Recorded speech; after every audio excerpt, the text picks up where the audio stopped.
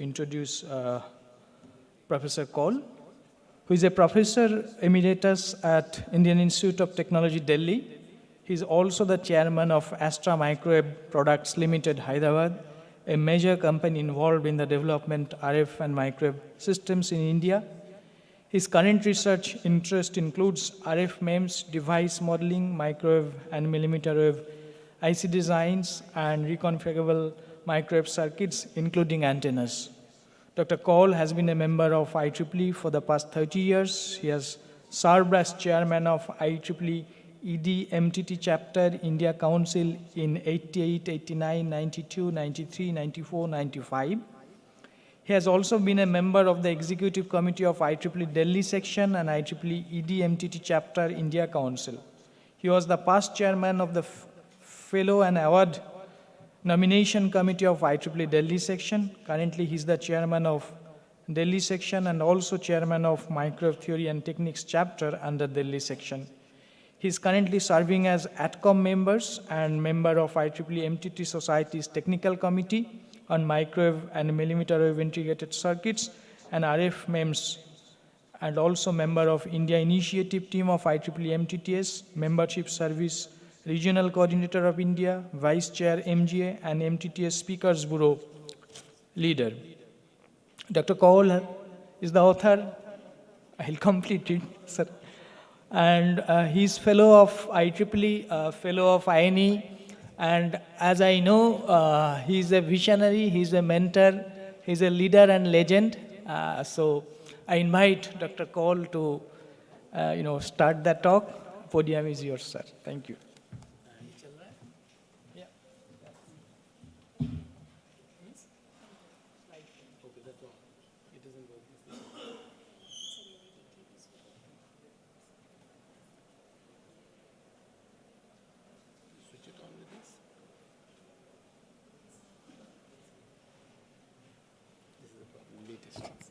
Yes, okay. This forward.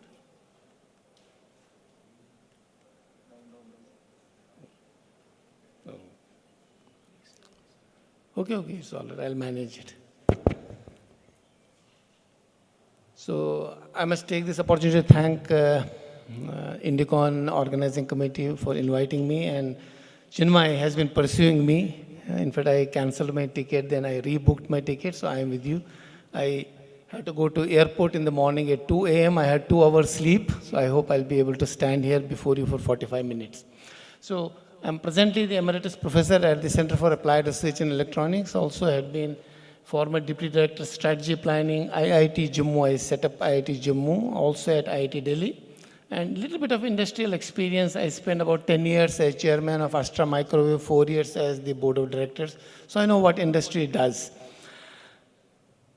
So the topic which I chose is slightly different. My area is radio frequency, microwave, millimeter wave, and slowly we set up facilities at IIT Delhi up to 1000 gigahertz. That's the only institute where you have complete 1000 gigahertz facilities starting from 100 megahertz.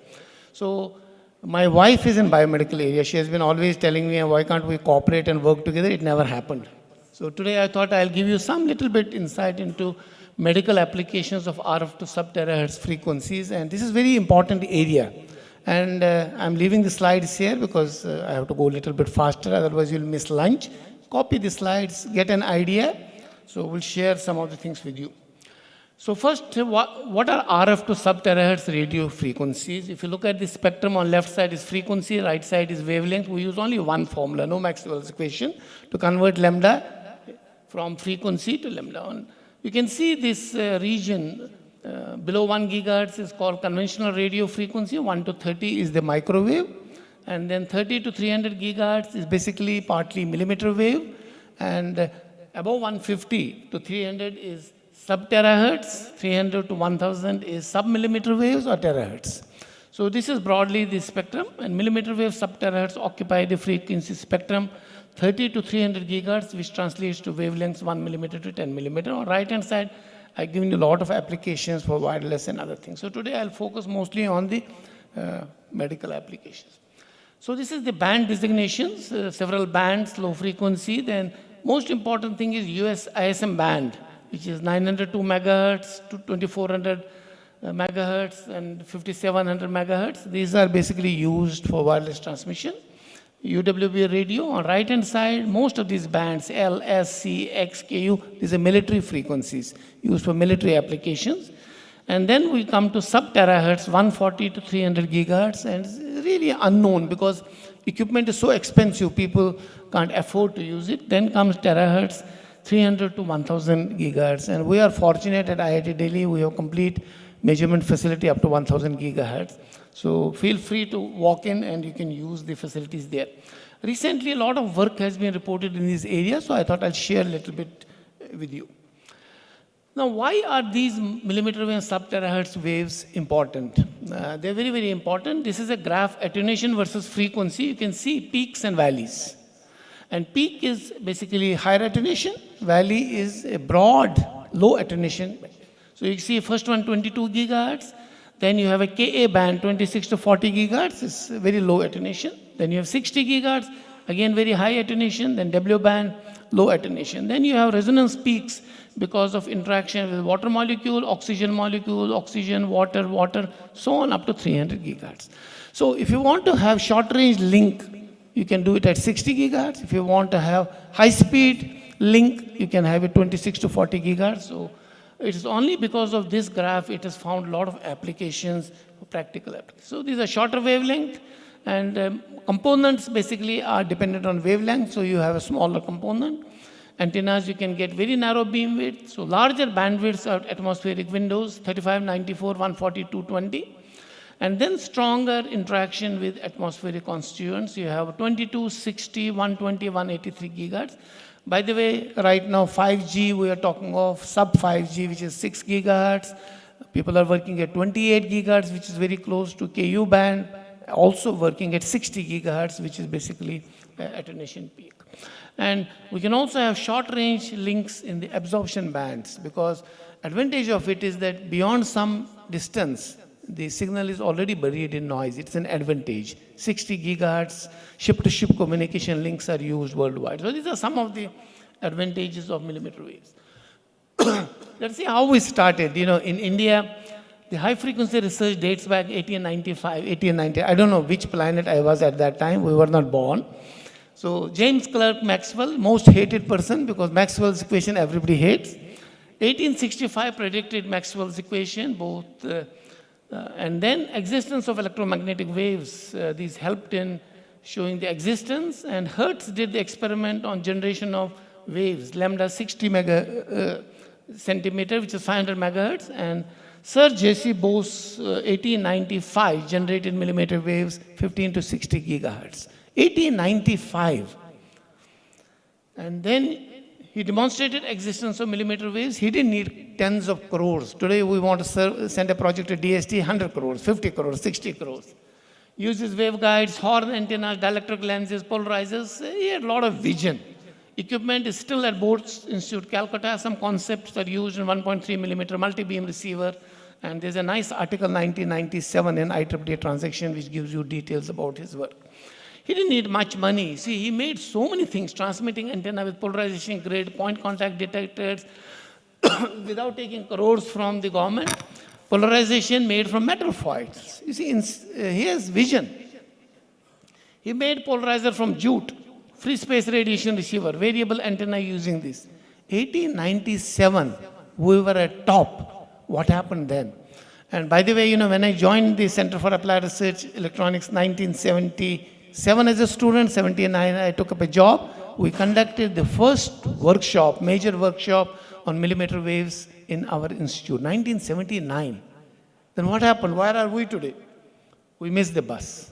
We never focused on these things. Main reason was equipment was very expensive. Nothing less than 1 crore, 10 crore if you go to key site. So if the equipment is not there, what will we do? So emerging application generation of reception of millimeter is now affordable. You can get chips for $10 generating millimeter waves. It's now affordable.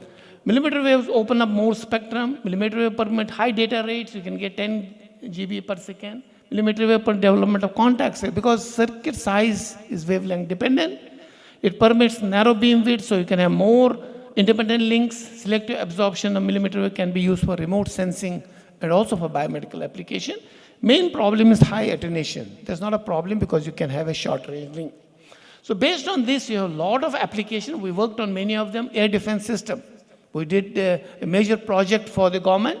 Homing radars at 3594 gigahertz are fitted. We have Akash missile system, Rajendra radar system, Nag missile system. It's being used for that. High resolution Doppler sensors, collision avoidance, level detection, so on, low power transceivers, lightweight, high gain, scalable phased array. This is some new concept. Basically, high frequencies cannot be used for satellite application. So what's happening? You make a scalable array, large array, which can be fitted low cost, lightweight on satellite, and it will offset the large antenna size, will offset because of its high gain, the losses which you incur. So 40 gigahertz will be shortly used for this application. And now every airport has a security system which operates at millimeter wave frequencies. Then wireless high definition radios, you don't need compression, quality will be very good, data rates of 3 GB very easily achieved, and 10 to 28 gigabytes. So for 5G, 6G, 7G, these are very important things. Smart technology, antenna technology allows beamforming tracking, permitting use of non-line of sight. If you are having a short range link at home, somebody enters your home, it will not affect because it has a phased array. Automatically it will sense human movement and then it will move the beam. The antenna utilizes phased array concept and is developed by a company called Silicon Image. You have a 10 millimeter by 7 millimeter chip for your future mobiles already available, $10. That's the kind of technological revolution in the West. Now, looking at the RF system for medical application, yeah, we work on RF systems, but we don't produce a system which will be marketable. This is one company, Venus Bliss, 2020 award winners. What it does, it is non-invasive lipolysis machine. If you are fat, many of us are fat, a big stomach, big thighs, fat in the legs. So what do? We go for massaging, oil massaging. It never comes up because we don't control our food. So this is a very safe and effective treatment resulting in fat reduction of abdomen. It's a commercially available product. System combines multipolar RF, pulsed magnetic fields to reduce silhouette around the abdomen, buttocks, and thighs. It's very much useful abroad for these kind of applications. So we need youngsters to come up and try marrying the engineering concepts with biomedical concepts and have startups. So I'll give you some more applications. Now the second one is controlled drug delivery system. Many years back, I was member of the Micro Machine Summit, World Micro Machine Summit.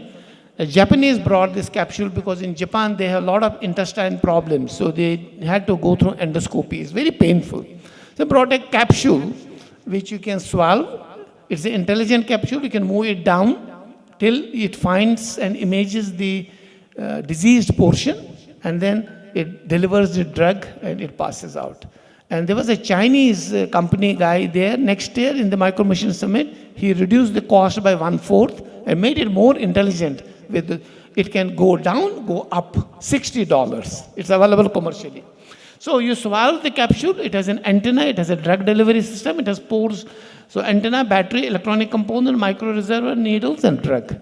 So you swallow it, it goes to the area where there is a target disease. There's an external transmitter, wireless transmitter, which moves it up and down. And it sits, opens the robotic arm, sits there, delivers the drug, and no more endoscopy needed. And this is a very, very popular thing. It's commercially available. Even in India, it's available for, I think, $100. Then there's a lot of application for terahertz. Radio frequency cell ablation technology is well-known medical technology. There's a company called Viaderm. So what you do, you have skin. You would like to create a micro array, attach it to the skin, and there's a drug delivery patch. It's an Israeli company. So once it is done, then you take it under RF generator, it opens the skin pores, and the drug goes inside. And it is very, very useful equipment for drug delivery using microwave frequencies. This is how the equipment looks like. Middle one is the applicator. Left side is the microarray and also the drug patch. And this is how when you apply, bottom side has the drug patch and the microarray. And on the right side is when it is mounted on the skin. You can see those pores there. These are basically the microarray. So the drug is there, it is not released. So if you want to release the drug, you take your hand wherever you have mounted this device and put radio frequency signals. It opens the pores and you can see the drug rushing inside. And it's an Israeli company product which is commercially available, you can buy it. So these are not difficult techniques. This is, you have to work jointly with a team of engineers and also the biomedical professionals. Then comes wireless on demand drug system.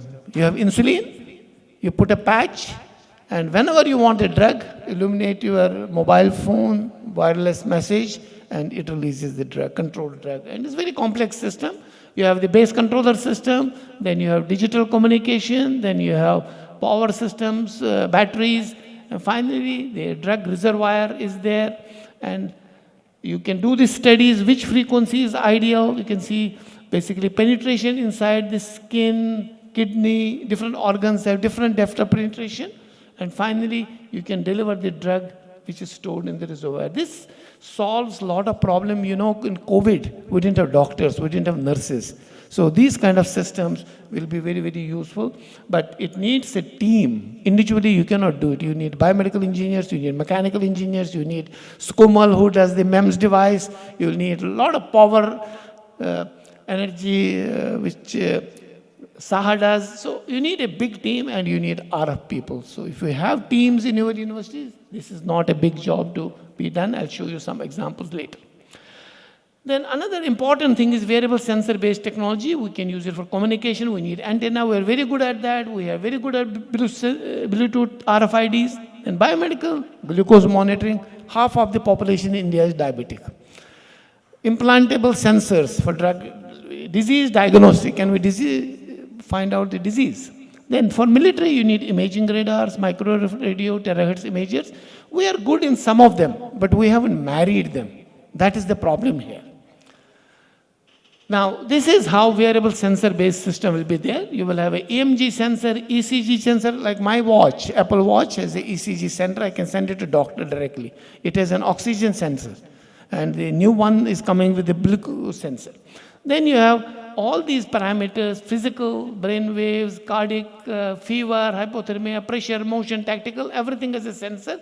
Finally, it sends through smartwatch to a mobile phone, and mobile phone can be connected to a computer, and you can primarily see self-diagnostic things. Otherwise, you can send it to a doctor. And this is going to be future as far as the biomedical area is concerned, because you won't have doctors and nurses to take care of your each and every day issues. Now, this is an example which is very popular. I think millions of dollars worth these are being purchased in India. You can see this company is called Freestyle Libre. You type on Google. You have a sensor here, which is very easy to apply. And once you apply this sensor, right side is the console. You bring the console in close proximity to the sensor. It gets activated. After 60 minutes, you start monitoring glucose every second for 15 days. So you can see how when you eat fish, when you eat mutton, you eat chicken, what is actually bringing your sugar up or down. So this way you can actually control your food, control your medicine, so that you can stay at the end of it. It will give you a report which can be generated in the computer. This was your average HB1AC, which you spend normally time on with a doctor. So this is wearable sensor, continuous glucose monitoring. You don't need to prick your fingers every day, which is very painful. Then another non-invasive glucose monitoring system came from a Japanese group. I've given the paper name here. It was presented in 2007. I was attending the conference. This is the application of a millimeter wave glucose sensor. It basically is a waveguide. You put an incident millimeter wave, and then you have a PTFE, and there is a metal fiber with an iris. Depending on the iris, it has a resonant frequency. The reflected signal can be picked up, and then it shows a graph on the right side. It's a resonance graph at 57 gigahertz or 56.8. The moment you touch your finger, it has finger, plus it has muscle, it has blood, which has some sugar. So the moment you touch it, depending on the concentration of sugar, you can see the peak changes. It's very sensitive to 60 gigahertz. And if you can write a small code to pick up what is the deviation and correlate it with blood sugar, this gives you very correct glucose. You can have a kiosk and touch your finger. It's huge commercial market. Device has huge potential for commercialization. I had in mind many years, because I'm not a biomedical engineer, I'm a microwave engineer, but these biomedical applications attracted a lot of interest. So 5-6 years back, I had a student, later I will show you. So I gave this slide to her. I said, Priyanksha, you work and develop a terahertz glucose sensor. Later I will show you. We did it in IIT, and we have patented it in US and India, and it measures glucose non-invasively. I will show you the application of terahertz shortly. I will show you. Now this is the one which I was talking of, sub-terahertz glucose monitoring system, using now we talk of artificial intelligence, machine learning. They're very good tools, but not standalone for delivering Amazon packets and other things. For this application, I think is very, very important. You see, you have your hand, you put a terahertz waveguide, and then take it, get the sub-terahertz response, data acquisition, then use machine learning and artificial intelligence, convert it into output glucose concentration, 110 mg DL, and this has been verified very accurately with the PRIC. And this is the paper which is very recent, 2021. It's a full paper on how this is done. So we can have a kiosk, put a sub-terahertz kiosk machine, because now detectors are very cheap. So you can use these kind of things. And who can do it?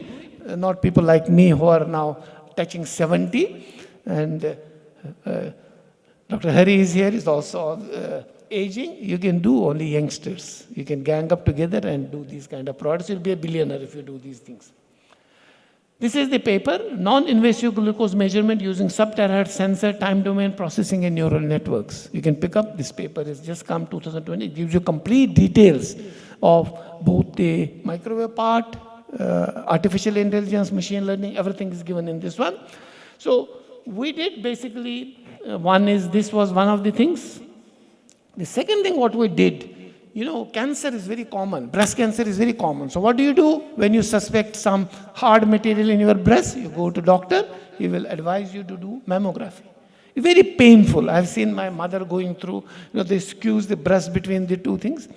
And then what comes of that? They will say, oh, there is shayad cancer. There is cancer. Where is it exactly? They don't tell. And then when you go through an operation, the doctor is not bothered. He will remove 80% of the breast, whether it is needed or no. You don't know, because you have to depend on doctor. And after 1 or 2 months or 3 months, cancer surfaces again. Then you go through another surgery. So we were looking at some of the papers, and we found out a technique, sub-terahertz waveguide Iris Pro for ex vivo breast cancer tumor margin assessment. It locates the tumor. Is it near the boundary? Is it inside the boundary? And we can develop an equipment which surgeon, while performing the operation, can actually look at the cancerous region, and he can only remove that region which is actually cancerous. That's the application of this. This is also very recent. This is this year only which was done. So finally, many such applications, we put it in a book, Sub-Terahertz Sensing Technology for Biomedical Application. Last month it has come. Please have a look at it. Somebody needs an e-book, I can send you. On the right-hand side, you see November 2. This is just this month only. The lady is now in Germany. She got an opportunity to work in Germany. Today, I wanted to thank you for letting me choose the field of biomedical in microwave 6 years back. When she did master's, joined Qualcomm, I motivated her to come. After 6 years, I saw what she did there. They have terahertz sources, chips.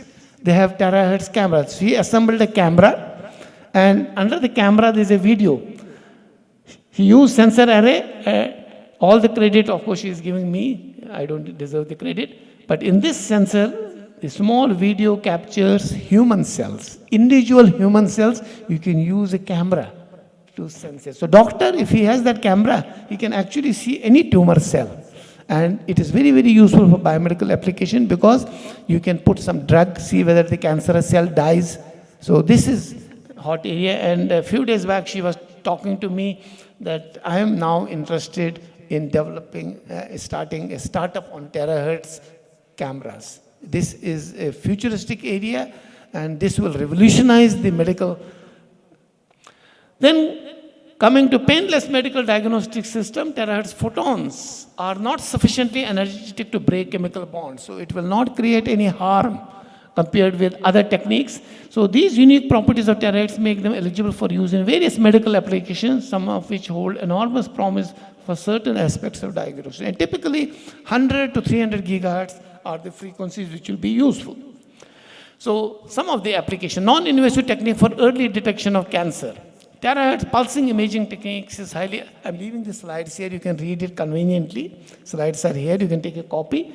The red one you see, terahertz pulsing imaging technique is highly sensitive to water concentration because of its attenuation. Therefore, water absorption is evident in the terahertz property measured for soft tissue. This explains, for instance, the contrast seen between muscles and adipose tissues. So we can use terahertz pulse imaging, time domain spectroscopy, continuous wave terahertz thing, and other terahertz mechanisms to detect an early cancer and pinpoint where the cancer is so that you can see. This is one application.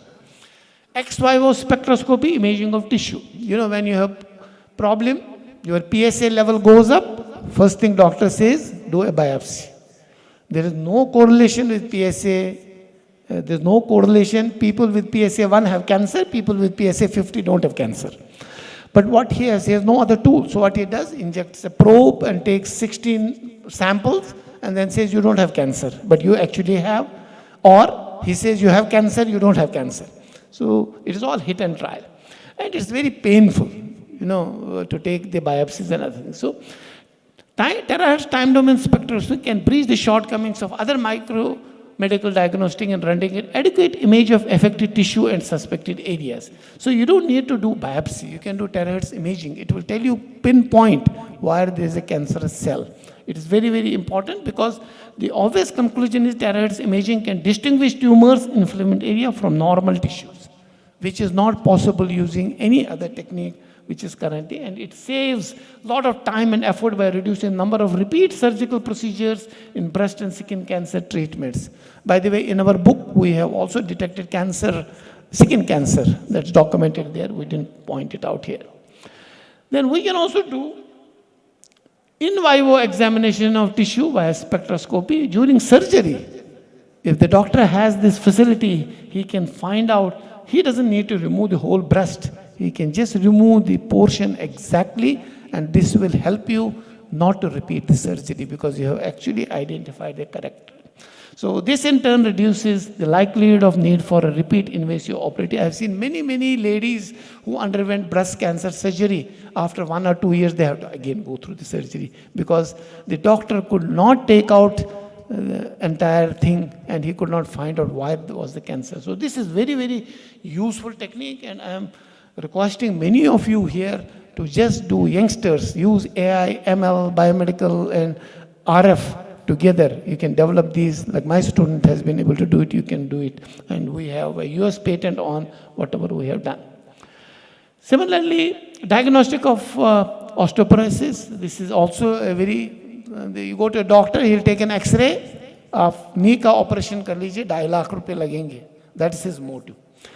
And you can use terahertz again to find out the early signs, and you can diagnose it whether you have it really or you don't have it, or whether it is needed to replace the knee or it's not there. So OA and many other diseases would be a great medical incentive for investigating the in vivo using of terahertz imaging. Then the recent one is dental diagnostics. So what you do when you go to that, he'll ask you to do OPG. And then whenever they do the filling and other things, I know that I have done it. After about 3 months, I have to go back. Again, there's another cavity which has gone at some other side. These OPG X-ray techniques are not good at all. This is very recent one. This is 2000. The diagnostic dental caries, invariably transmission coefficient of the dental caries measured and compared. So you have a solid tooth, you have a tooth which has a cavity. So when you do terahertz dielectric constant measurement, is drastically different for the two. So it has been revealed that dental caries are significantly lossy than a sound tooth in millimeter waves. If you use millimeter waves, you can figure it out. These characters can be utilized in the new carie diagnosis. One can also use micromillimeter wave heating for lossy dental caries that can be used as sterilization method without physically touching it. So this is very, very useful. It is concluded that millimeter wave can be used for dental medical diagnostic. It's the IEEE transaction paper. You can download it. A lot of new ideas you will get as far as this is concerned. Then this is a very hot topic. People go to spa, massage karate hain. Ab aage zarurat nahi hoga. Millimeter wave spa. It's called millimeter wave spa. Why it was not popular? There are thousands of papers on it, mostly by Russians. Because the generator itself was $20,000. So you cannot afford it. Now you can make a very low-cost generator. So it has been shown all living cells generate alternating electromagnetic field inside our body. And the cell communication is at 42.5, 53.6, 61.5. These are documented in the literature. And cause of poor health, diabetes, cardiovascular, is unbalance in these waves. So communication in the body cells and cell membrane requires, so wherever you have problem, so for example diabetes, expose pancreas to low intensity millimeter waves, it gets cured. The documentary evidence. So non-thermal exposure using low intensity millimeter waves is called millimeter wave therapy. So you will shortly find, maybe within a couple of years time, it is there in the West, come to millimeter wave therapy center, where you will be just exposed. Chinese have equipment, they have made already these. And research has also shown effect for cardiovascular diseases, diabetes, wound healing, pain relieving, gastric disorders. And if you have cancer and you go through chemotherapy, after that, if you illuminate with millimeter waves, side effects are much, much lower. So MWT requires lightweight, affordable millimeter wave sources, which are now available. Earlier, they were not available because it was mostly used for military application. So this is another hot area. Youngsters start this. If I had 10 more years, I would have done a startup on this. Now, this is very interesting. When we talk of terahertz, in our mind, first thing, I ask anybody to send a project to SERB, you will send minimum 10 crores. It's not needed. This has come on Walmart. You see, this is a terahertz massager. If you have muscle pain or something like that, look at the cost. I downloaded a few days back, $11.20. $11.20 is the cost of a terahertz stone massager. That's the kind of technology which we need you to build. We also do a lot of work on ultra-wideband technology for physical activity tracking and detection. So you are walking, you are driving, and you're climbing, all those kind of things. You want to monitor these activities. That's one. The second thing is, if you monitor these advantages, we can also use it for some classification and maybe suggesting certain ways to improve your lifestyle. So we did wearable ultra-wideband technology for daily physical activity, tracking, detection, classification, yoga, everything we've done. And this is the recent paper which we have in the IEEE Sensor Journal. You can look at it. So we combined a lot of activity on variable antennas, body-centric communication, ultra-wideband, millimeter wave communication systems, how body reacts to this, how the antenna has to be designed in a book which was just published last year. So you can have a look at it. You don't get it, you write to me. I have few copies. I can send you complimentary copies. And this is a very, very hot area now. We moved 5-6 years back, but I think one person cannot do it. A lot of people working in this area. Now, is another important thing, when we do antenna design, I know there are many of them who do antenna design.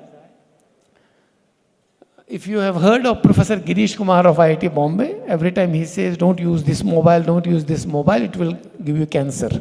He's right. Nobody has checked what is the antenna in iPhone. They put an antenna, which direction it radiates. Full omni, let us say, or it radiates partly towards base station, partly towards you. So there are a lot of challenges, medical challenges in this. So was a student, very nice student, Karthikeyan. So the problem is this: on the right-hand side, you are actually having a mobile in portrait mode or landscape mode, depending on what you are doing. You want most of the signal to go to base station, not to you. But depending on the kind of antenna you use, you can have, if you use a planar antenna, it will be towards you, it will be also towards the base station. So surface SR, which is basically how much you absorb, can cause cancer. That's why he is actually shouting every day on writing articles. So this problem, we gave it to one of the students to design a new antenna for mobile, and where the SAR will be much less, it will only radiate towards this thing, so that people don't challenge that your antenna is not good. At the same time, it has to be $1. You can, because mobile phone cost is $40 actual. So it has to fit in the mobile or this. Now you see how he does it. This is just an example I'm giving. You look at the planar antenna, it's a slot antenna. Normally one would like to use planar antenna. So what he did, he just bent it. Simply bent it so that it can fit in the mobile. It's called corner bent antenna. The idea I have, look at innovative ideas. It's very, very important. So now see, this is a slot antenna. We have published it, feeds it, it radiates. The problem is, this is conformal wideband slot antenna for 5G mobile application. These are conventional ones. There's nothing challenging it. So you measure gain, you measure input reflection coefficient. The antenna works at 28 gigahertz. We're thinking of future 5G applications. Then he bends it. The moment he bends it, you see the connector there, he gets very interesting properties. He gets enhanced gain. Return loss is very good. It doesn't actually reflect much. Then he uses unit cells. Nowadays, you know, there are 4 or 5 buzzwords which everybody uses when you submit a project. Metamaterial. Everywhere. Metamaterial. 5G, 6G, AI, ML. If you have these words in the project, you get the project. Otherwise, you don't get it. So these are basically unit cells, and you characterize this unit cell. You have a lot of traditional software. And then you put a screen consists of these unit cells before this antenna. The moment you do it, it looks very complicated, but this antenna is actually $1. You can manufacture it in $1. And you see what happens, it has a lens effect. Now the radiation is only in one direction. It doesn't radiate towards you. The absorption rate towards you is much, much less, plus the geometry is such it fits in the mobile. We actually did a 3D model of the iPhone, fitted it there. And you can see now the again did various values. Where should the screen be put? Return loss is very good. And finally we said, let's not put a screen, but let's make basically a 3D printed scaffolding, which is basically the same thing what this screen does. And once you do that, you can see now, this is the final antenna, very small antenna. 3D patterns without, see both directions it radiates, with it radiates mostly on one direction. So when you have these kind of graphs, and I can now confidently go to Girish Kumar, no, my antenna doesn't harm you. It's important, you know, you cannot put, when you develop antennas, it's not to be put on paper, it has to be basically this. This is patented, and this was selected as one of the best, 10 best products in the United States. We have a US patent on this one. So when you do this work, it basically fetches you a patent, it's useful, and a lot of industries are now coming forth to take this technology for us because we have patented it. So this is now the gain of this is 8 dBi. Now we also do a lot of work on flexible antennas. This is another very important area. Flexible antennas for healthcare monitoring and rehab. Those of you are familiar with antenna, if you bend it, it changes its resonant frequency. It's of no use. So if I put an antenna here, I flex it. If it's a flexible antenna, it will change its resonant. So the challenge is low cost, and it should not change the resonant frequency. So we ventured into, you can see on the left-hand side, it's a very expensive 3 crore machine. It's basically a sieving machine, which you can sew using metallic thread. So on the bottom, it is the patch antenna sewing machine. And then you can see, take the output and put a connector, it becomes a micro radiator. Now you can flex it. Things don't change if your design is good. So you have put on body of a person, and you can see the reflected signals, free space, and put it on the body. Then we curled it so that we can put it on hand, we can put on legs, we can put it on this. All this study went for a couple of years, and this is very, very useful for rehabilitation. For example, you know, if somebody loses his left hand, so how does he control the left hand? So you put these antennas with sensors on right hand. When you move the arm up and down, it sends a signal to the robotic arm, and it moves also up and down. This is very, very useful for this thing. So these are different for leg, thigh, all those things. We did a lot of analysis. And now you can see, we put it on hand, we put it on arm, we put on upper arm, leg, left leg.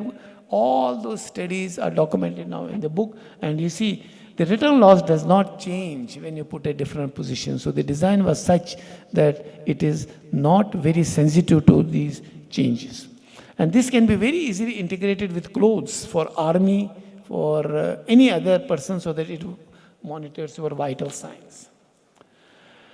So this is another very important area is flexible tattoo. Many people like tattoos on their arms.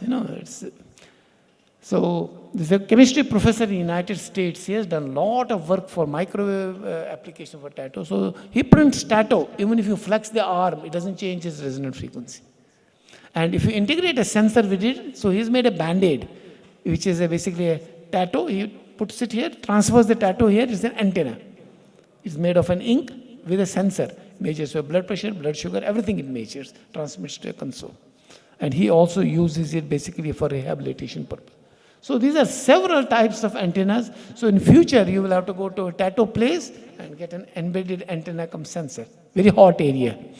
So this is another area which you should look at it, whether you like butterfly antenna, you like other antenna, all types of antennas are possible using this application. Now, this is another area which we ventured into. Amarnath, you've seen Amarnath Yatra, something fell down and there were people buried. And in India, typically you bring a bulldozer and pull it out. It doesn't work out by the time person dies. Building collapses. You don't know which location we should dig. So that was the idea. This was basically part of a German project. So what we did a through-the-wall human subject localization, respiration rate detection with multi-channel Doppler radar. This is also published in the IEEE Sensor Journal. It basically uses multi-channel Doppler radar to basically, if you are behind the wall, my heartbeat, it can sense whether I am there. If there are multiple people, it can sense multiple people also. So this concept is very, very useful because if the building falls, you can have this radar check whether this heartbeat coming from this position, and you can actually dig there. That means there's a human which is basically alive. This was a German project. So the concept is like this. This is how you will actually operate. You have a drone, $600 it is there, have multiple sensors on that. Whenever there's a building, whether it is accessible or it's not accessible, fly the drone, throw 100 sensors on the floor. Each sensor is a radar at different locations. So the sensor which picks up heartbeat will communicate with the drone and you will be able to figure out this location, there is a guy who is still alive and you can actually go to the debris. So these are when a building collapses, sensors mounted on drone can be flown at the location to detect this thing. This will help in quick rescue operation, saving precious human lives. Now the idea of showing these things is in India we do excellent research, like J.C. Bose did it, but we forget it. So what we need to do the research the way Germans do. Have a product in mind, have an application in mind. But the only drawback is because in India we want to work alone. This kind of thing cannot be done alone. You have to work with other groups, everybody gets benefit. So this is very, very important. There are a lot of application, I can speak whole day, but please venture into marrying engineering, mechanical, electrical, computer science, artificial intelligence, whatever you, with biomedical. It is very important for future of our country. You have to have faith in yourself, say, I can do it. When I take on a project, I said, I'll do it, 100% I'll do it. Think big, we think small. Uber ka job, Amazon ka job, those are not for engineers. And think differently. He has thought like this, you think like this. That's very important. And this is the key to indigenous development. Our Prime Minister says, I want Atmanirbhar. I don't want Atmanirbhar in only software. We should also do Atmanirbhar in hardware. So we missed the bus earlier when Sir J.C. Bose had proposed this. We would have been on top in millimeter wave area, but we missed it. Let's not miss it again in biomedical area. This is a very hot topic. And I'm also planning to have, with the same student, she's coming back, have a startup in biomedical. She showed interest, I may do one with Koul, he's also my student. A lot of ideas are there. They're bright people. The only thing is we need to actually work together. Give them ideas and they work. And let's begin the journey together, develop and provide relevant technology to our nation of international standards. And thank you and grateful to all of you for being patient. Slides are here. You can copy them whenever you like. Thank you very much. If you have any question, please let me know. As usual, a very wonderful talk. Thanks to Professor Koul. and that the way his research is expanding and showing a lot of things. So we'll take questions. So please. Please take the slides from them. Don't worry. Bring a pen drive, they'll give it to you. Or write to me, I'll send it to you. Yes, sir. Congratulations, Professor Koul. I'm happy that you are from IIT Delhi. I also had my PhD from IIT Delhi, and Professor Surendra Prasad was my co-guide. Yes. Anyway, question is not related to that. So you had picturized a very rosy picture of all the wearable devices, the swallowing devices, and so on and so forth. But unfortunately, presently, even my own son is a specialist in scanning. There are strict protocols for CT, MRI, etc. Because they cannot be exposed to radiation for more than, say, 2 minutes or 3 minutes. In fact, when he joined the hospital in NHS, first you were given a warning. Not exactly warning in our sense. You are taking too much of time in CT and MRI.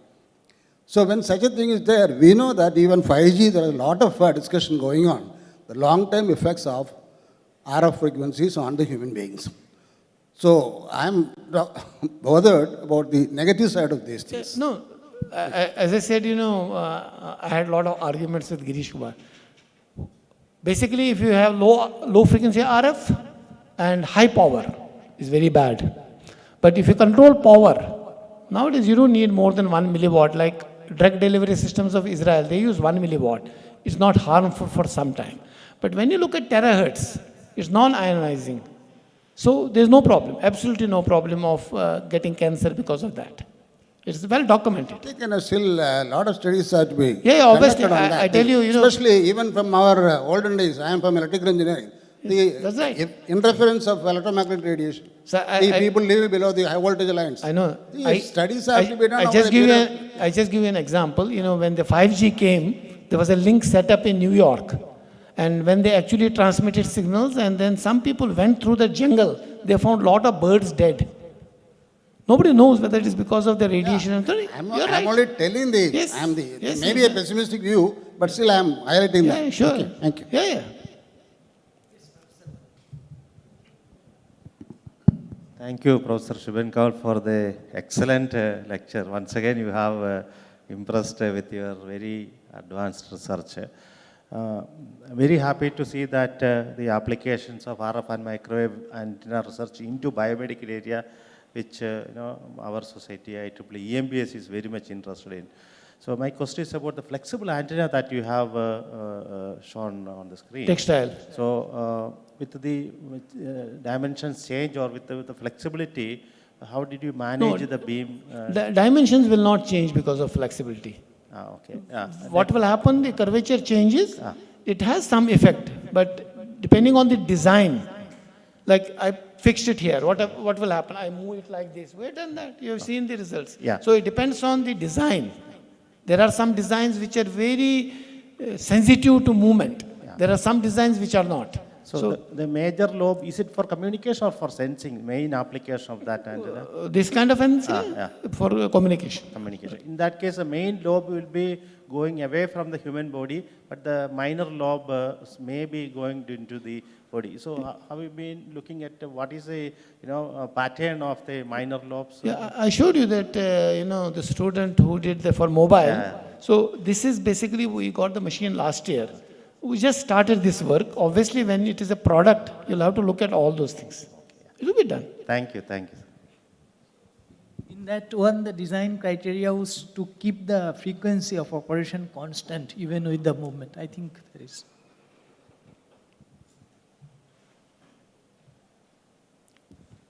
Thank you, Professor Koul. It was really amazing to listen to you. This is not a question. What you said, like the marriage is required for different engineers to develop something like that. What I would like to add it there, the priest should be the doctors, because they only approve what is actually done. Till today, if you go with the glucometer result with doctors, they don't believe that one. Even the smartwatches, all the data what we are getting, they don't believe on that. So they will be just, they prefer to go with the conventional one. That's right. So that's why maybe... you see, whenever you have a new concept, there will be a problem. The president's diabetic doctor, the past president's, Anup Mishra, is a famous diabetologist worldwide known. And many years back, he will not say use continuous glucose monitoring. Now, any patient, he looks into 40s, he's a president. You go to Anup Mishra, first thing he will say, use this. Because what is happening, it's not important 105 or 106. What is causing problems is the peaks. It should not go to 400. So this meter, you don't know when you eat something whether glucose goes up or down. So how many times you'll give prick? 20 times a day, which is not convenient. In this one, you will know those peaks. Yes. And then what happens? By controlling food, you can level it off. So they are also now suggesting these things. It will take some time. It's like, prostate surgery. It used to be open surgery, a lot of complications. Now they know robotic surgery. What does it do? Basically, it does a precise cut and other things. So it's basically education to them, education to you, and learn from each other by the time it's deployed. Yeah. Obviously, it cannot go into market unless these things are done. There are regulatory bodies who will look into this. The same thing as 5G. Yeah. People are still afraid. My kaan mein jata hai electromagnetics, so you have to basically. But right now, nobody knows what kind of antenna is here. Is it tested for that or no? Nobody knows. One doesn't know. So you have to actually measure the patterns, and then Girish Kumar is very much against. He tells everybody use a sleeve over it, which is basically an absorbing material, which is not convenient. But if you develop an antenna, as I showed you, we can control it right at the antenna design, and then prove by adding it to the mobile and show that the radiation towards you is minimal. Then it will be accepted. Yeah. Thank you so much, sir. Last question. Hello everyone. Thank you for the wonderful session. My question is, now I'm actually in the automotive sector where we are using RF technology as well. But in RF, like for automotive sector, for example, if it's one car, we are focusing on that car completely, entire testing is being done on that. But when you come into the medical engineering sector, after all, it is applied on some physical body, right? So everyone's physical body is different, and how the sensor reacts to everybody, every person, it is completely different. So how do you do testing, and how do you validate the accuracy of the results? Like See, basically, everything has tolerance. There's nothing like, I used to show the slide today, I didn't show you. As teacher, as a professor, when I go to class, there may be many teachers, what do we teach to students? 2 plus 2 equal to 4. 4.00000. It's never like that in practice. We can make it between 3.96 and 4.02. Everything in life has tolerance.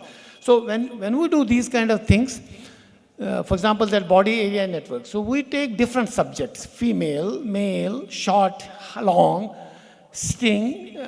So we collected data, and then you can use, I have used the term AI/ML.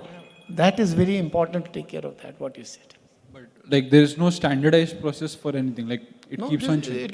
So what you do, basically you start with phantoms and get the data, then you do actually subjects and see the variation.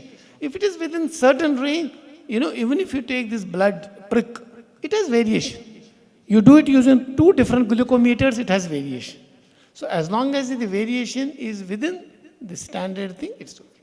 But that is the reason computer science people, we have to shake, we don't have to antagonize them, we have to shake hands with this, because AI/ML, earlier we used to say AI/ML is for computer science. No, AI for wireless communication, AI for biomedical engineering. It's very, very important. Without that, even this sensor which she did, she had to do a lot of AI/ML work before it could be actually, compared with the PIC results. That's what. Thank you. Ultimately, we need to work together. Whatever it is, IEEE, non-IEEE, we need to learn how to work together. There's no way. See, in the United States, when you are old, of course, more older than me, and you get hospitalized, there is one nurse for 50 people. Now, they have to give me some medicine, which is very important for me. So she cannot go to 100 people and give it like in COVID. So there's a capsule now available. You take the capsule, and when it goes inside and mixes with water, it generates an electromagnetic signal and sends it to console. Professor Koul has digested the capsule. That's how the nurse knows. So these are the techniques which are coming up, they're available. So we need to do that. Most important thing is we need to work together to develop these in India. Today, अभी MRI repair नहीं होता है, जब खराब होता है तो we have to call somebody from India. It's a long way, but I think if each one of us start joining hands, working here and there, and I think many things will come up. It's not there. So my request to all of you is work together. Please work together, think big. Ola, Uber job नहीं है engineers के लिए. Just do pure technical jobs, do startups. There are a lot of startup grants now. Everybody knows about it. Start something big. Even if 10%, 20% of you succeed, it is a big achievement for the country. And Swami Vivekananda का book है ना, Thought of Power. वो पढ़ लीजिए, 24 घंटे पढ़ लीजिए. I can do it. I can drink ocean. Then you can do it. Thank you. So wonderful talk as always, and one of the young professionals' work Professor Koul was showing. She is Priyansha Kaurav. I remember her very well. She is the Prime Minister's fellow. She has done very high quality work and already has written a book. So Professor Koul is an inspiration. Yeah, maybe, yeah, very good. So Professor Koul, Professor Hari and Professor Chakraborty and many others present over here are inspiration for many of us. He has motivated various minds. Dr. De present over here is a student. So on behalf of the INDICON whole committee, it's a very great talk, and we'll meet you again. Yeah. Thank you so much. And most importantly, I think you said to marrying multiple things. Probably so many young minds are ignited. So probably many new impetus we have got. Yeah. Yeah.